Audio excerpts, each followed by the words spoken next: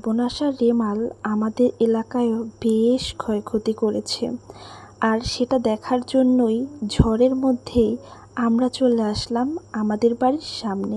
আর সেখানে এসে তো আমরা পড়ে গিয়েছিলাম সেই দুষ্ট ঝড়ের কবলে।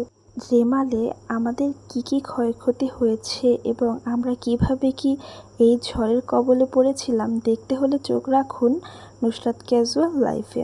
সো হ্যালো এভরিওয়ান, আসসালামু আলাইকুম। সবাইকে স্বাগতম নতুন আরেকটি ভিডিও দেখার জন্য। কেমন আছেন আপনারা সবাই? আমি আলহামদুলিল্লাহ ভালো আছি। বর্তমানে আপনারা যে ক্লিপটা দেখতে পাচ্ছেন এটা কিন্তু রেমাল হওয়ার ঠিক আগের দিন, মানে আমরা একটু ঘুরতে বের হয়েছিলাম। তখন কিন্তু আমরা বুঝতেই পারিনি যে এর পরের দিন আমাদের সাথে কি হতে যাচ্ছে। আর এই যে দেখেন, আমি একটু স্ন্যাপ ভিডিও নিয়েছিলাম, দেন আবার ন্যাচারাল ভিডিও নিচ্ছি। তো ঘটনা যেটা হয়েছে, এখন আপনারা অনেকেই আমাকে জিজ্ঞেস করতে পারেন যে আমি কেন বললাম যে এর পরের দিন কি হবে সেটা আমরা কখনো ভাবতেই পারিনি। কারণ এর আগে যতবারই শুনে এসেছি যে ঝড় আসবে বা এই তারিখে ঝড়, ওই তারিখে ঝড়, তো তখন আসলে কোনো ঝড়েই এরকম ডেট দিয়ে যে ঝড়গুলো আসছে কখনোই আমাদের এলাকায় এত বেশি বন্যা কবলিত হয়নি এইবার যতটা হয়েছে। তাই অনেক বেশি আপসেট ছিলাম গাইজ। আর আমরা বিশ্বাস করেছিলাম যে এইবারও হয়তো আমাদের এলাকাতে তেমন কিছুই হবে না, কিন্তু ঘটনা হয়েছে এবার একদমই উল্টো। এইবার আমাদের এখানে প্রচুর ঝড় হয়েছে, বৃষ্টি হয়েছে, সব কিছুই একটা ভিডিওতে আপনারা দেখতে পাবেন। এই ভিডিওটা ছিল কিন্তু ঝড়ের আগের দিন। আমি আপনাদেরকে আবারও বলছি, এই যে কলাগুলো দেখতে পাচ্ছেন সব কিন্তু পরের দিন শুয়েছিল। আপনারা প্রথম ক্লিপই সেটা দেখেছেন। আমি এখনও ভাবতেছি এরকম ওয়েদার দেখে, আচ্ছা আমরা কি কখনো ভেবেছিলাম রাত হলেই এত দুর্যোগ শুরু হয়ে যাবে? যাই হোক, এখন আপনারা যেই ক্লিপটি দেখতে পাচ্ছেন এটা কিন্তু ছিল রেমালের দুপুরবেলা, অর্থাৎ যেই দিন দুর্যোগটা হয়েছিল তার দুপুরবেলাটা।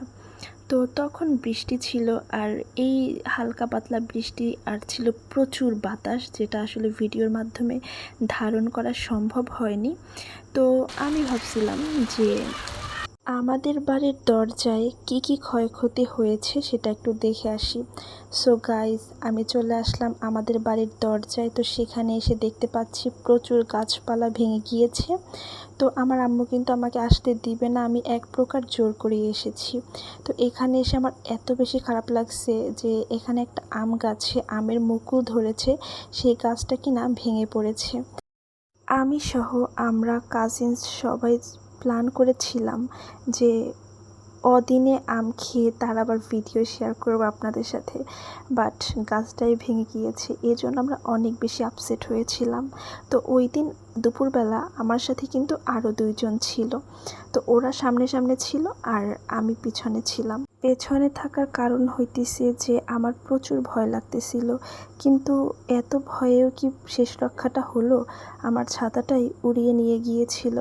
তখন আমার ফোনটা লুকিয়ে রাখতে হয়েছিল, কারণ কোনোভাবে যেন ফোনটা ভিজে না যায়। এখন আবার অনেকেই বলতে পারেন যে এত দুর্যোগের মধ্যে আপনারা কেন বের হয়েছেন? ভাই, আমরা বাঙালি, দুর্যোগ আমরা দেখতে আসি, সো এই জন্যই বের হয়েছিলাম। রেমাল মূলত কেমন ছিল সেটা দেখার জন্যই আমরা বের হয়েছিলাম। আচ্ছা যাই হোক, নেক্সট পার্টে আমি আপনাদের সাথে বিস্তারিত আলোচনা করব এ বিষয়ে। ভালো থাকবেন আপনারা সবাই। এই ভিডিওটা এখানেই রেখে দিচ্ছি।